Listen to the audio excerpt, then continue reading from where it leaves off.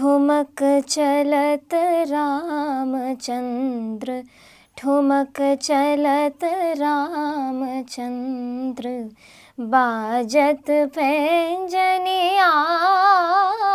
वैसे नॉर्मली 1.5 घंटे परफॉर्म करती हूँ, लेकिन मैं उस दिन जो परफॉर्म करना शुरू किया तो 3 से 3.5 घंटे भजन रुक ही नहीं रहा था और लोग थम ही नहीं रहे थे। मैं हर कार्यक्रम में अलग अलग साड़ियाँ पहनती हूँ, फिर इसको बहुत बचा के रखती हूँ कि फिर 1 साल बाद इसका नंबर आएगा ऐसा। मुझे एक्चुअली एक बहुत बड़े एक्टर का फोन आया था। अच्छा। 2 साल पहले, और अभी वो सीरीज बहुत ज़्यादा चल रही है और मुझे उसी में शायद मुझे लीड रोल के लिए।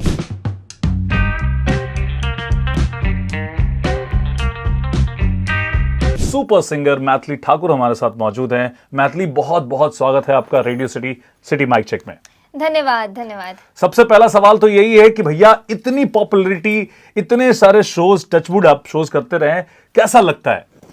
बहुत अच्छा लगता है, बहुत सारे लोगों से मिलना, ये मुझे ज़्यादा मतलब फन पार्ट लगता है अपनी लाइफ में कि मैं जहाँ जहाँ जाती हूँ वहाँ बहुत सारे लोगों से मिलती हूँ और बस ऐसे चलता रहे।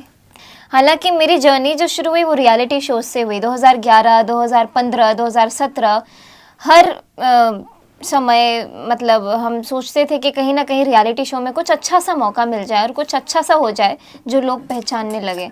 तो ये 2017 में हुआ। उसके बाद जब मैं वापस घर आई, दिल्ली आई, और तब से जो मैंने सोशल मीडिया पे गानों को पोस्ट करना शुरू किया वो बहुत ही रॉ तरीके से था, अपने घर में फ़ोन से वीडियो बनाना और वो पोस्ट करना। तो इस तरीके से हुआ और वैसे लकीली शंकर महादेवन ने आपको रियलिटी शो में काफ़ी तारीफ किया आपकी, काफ़ी मतलब बोला कि यार मैथिली आप बहुत ट्रू सिंगर हैं। उसके बाद क्या हुआ ऐसा कि आपने मतलब ऐसा लोग सुनने में आया कि आपने कहा कि मैं बॉलीवुड का गाना ही नहीं गाऊंगी, मैं कोई म्यूजिक लूंगी नहीं, ऐसा हुआ था क्या? हाँ, बॉलीवुड वाकई में बहुत अच्छा एक अपॉर्चुनिटी है। जो हर एक सिंगर जो एस्पायरिंग आर्टिस्ट होता है वो ये सोचता है कि अगर मैं बॉलीवुड में चली गई तो मेरी लाइफ सेट हो जाएगी। तो और बहुत मुझे नहीं लगता कि किसी ने ऐसा सोचा होगा कि नहीं, बॉलीवुड के अलावा भी सक्सेसफुल आर्टिस्ट बन सकते हैं हम। और मैं ये सोच करके, और बहुत सारी चीज़ें और हो रही थी, दिमाग बहुत ख़राब था उस समय, कोविड का समय था, बहुत सारे लोग गुजर रहे थे, ऐसे ऐसे काफ़ी न्यूज़ में भी बहुत सारी ऐसी बातें थी जिसको देख के इतना मन विचलित हो गया। और मैं ऑलरेडी अपने जोन में इतनी कंफर्टेबल हो गई थी। जब मैं रामचरितमानस के वीडियोस पोस्ट करती थी, अपने लोकगीत गाती थी, भजन गाती थी, मुझे लगा कि यहाँ पे जो संतुष्टि है वो शायद कहीं भी नहीं है। इसलिए वो चीज़ एक बार में बस डिसाइड कर लिया कि बॉलीवुड नहीं करना तो नहीं। अभी भी है वो डिसाइड? हाँ, मतलब मुझे लगता है कि मैं यहाँ ज्यादा एंजॉय कर रही हूँ। यहाँ ज्यादा एंजॉय कर रही है। तो कोई मजेदार वाकया हुआ हो जहाँ पर बहुत मजा आया हो आपको, वो हमारे दर्शकों के साथ शेयर करना चाहेंगे? बिल्कुल। अगर हम इंडिया के बाहर की बात करें तो हर जगह मुझे घर से भी ज़्यादा घर जैसा महसूस हो, वो लोग ऐसी कोशिश में रहते थे। मान लीजिए जैसे मैं जर्मनी गई, उधर जस्ट लव फेस्टिवल हो गया, होली लेक फेस्टिवल, ऐसे ऐसे कई जगह कार्यक्रमों में परफॉर्म किया जहाँ पे कोई भी इंडियन नहीं था। सब लोग अलग अलग कंट्री के, बहुत गोरे गोरे लोग थे, लेकिन वो लोग सुने। और मैं वैसे नॉर्मली 1.5 घंटे परफॉर्म करती हूँ, लेकिन मैं उस दिन जो परफॉर्म करना शुरू किया तो 3 से 3.5 घंटे भजन रुक ही नहीं रहा था और लोग थम ही नहीं रहे थे। जो आपको देखता है कहता है थोड़ी पतली दुबली है, लेकिन जब आप टान लेती हैं, सुर लगाती हैं और 1.5 घंटे गाती हैं तो लोगों को लगता नहीं है कि भैया एनर्जी कहाँ से है? क्या खाती है मैथिली, क्या खाती है? भात दाल भुजिया, रोटी सब्जी। अभी तो राम मंदिर भी बन गया है, राम जी के लिए भी गाने आप बहुत सारे गाए हैं, तो एक राम का गाना हो जाए, 2 लाइनें। बिल्कुल।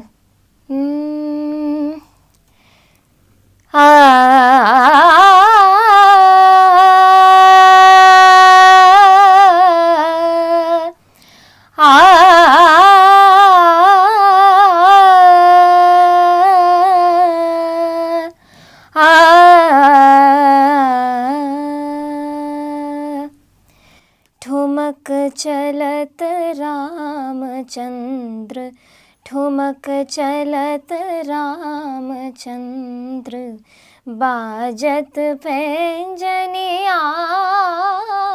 ठुमक चलत रामचंद्र, बाजत पैंजनिया। ठुमक चलत रामचंद्र।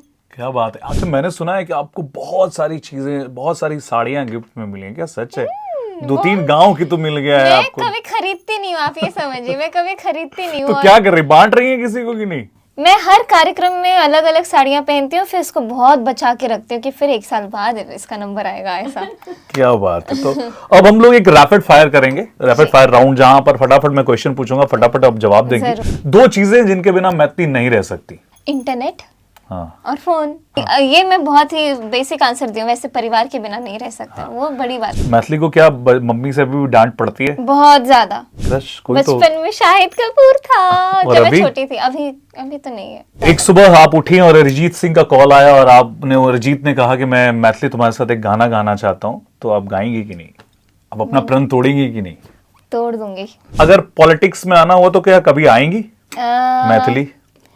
वो मेरे पापा डिसाइड करेंगे, मैं इसके बारे में सोची नहीं हूँ। अगर कृतिक रोशन का एक फोन आया, बोले कि यार मैं हीरोइन तुमको लेना चाहता हूँ फिल्म में, मैं मना कर दूंगी। नहीं ऋतिक रोशन पसंद नहीं है? ऐसा नहीं है कि पसंद अगर नहीं है। शाहिद कपूर का कॉल मुझे आया? एक्चुअली एक बहुत बड़े एक्टर का फोन आया था अच्छा, 2 साल पहले, और अभी वो सीरीज बहुत ज्यादा चल रही है, और मुझे उसी में शायद मुझे लीड रोल के लिए, मुझे नाम तब नहीं बताया गया, लेकिन उन्होंने बोला तो 2 साल बाद ही आउट हो जाएगी, और आउट हो रहा है, और अभी बहुत ज्यादा चल रहा है वो। जो कि उन्होंने मुझे बोला था कि आपको हम लीड लेना चाहते हैं, लेकिन वो बिहार के पर्सपेक्टिव से हम बना रहे हैं, और बहुत बड़े एक्टर हैं, आप समझ गए होंगे। अगर मैथिली सिंगर नहीं होती तो क्या होती? शायद मैं अफसर होती, एक IAS ऑफिसर होती। IAS ऑफिसर होती। बिहार का नाम सुन के मन मस्तिष्क में क्या आता है? बिहार के लोग, कल्चर, छठ पूजा। छठ पूजा। और मैं अभी फटाफट 3-4 नाम लूंगा जो आपको पहले दिमाग में आए, एक शब्द में उनको परिभाषित करना है। मैथिली। मैथिली माँ सीता। पवन सिंह। भोजपुरी। भोजपुरी गाने। शारदा सिन्हा। शाहिद कपूर। बचपन का favourite hero. R D. Burman. Evergreen. Lata Mangeshkar. Evergreen. पापा। एवरग्रीन पापा दुनिया है। गाना। Classical music. भैया मैथिली ठाकुर जितनी मतलब नाम कमा रही हैं वो डिजर्व करती हैं, और thank you so much Maithili, आप हमारे स्टूडियो आई और बहुत कमाल की बात की, और बेस्ट ऑफ लक, आप जो भी करिए, लेकिन सीरीज भी कर लीजिए भैया, उसमें भी एक नया एक्टिंग में भी हम लोग देखें मैथिली को। शोज तो कर ही रही हैं आप, है ना? तो थैंक यू सो मच। पूरे सिटी के साथ करने वाइब अभी कीजिए लाइक शेयर एंड सब्सक्राइब।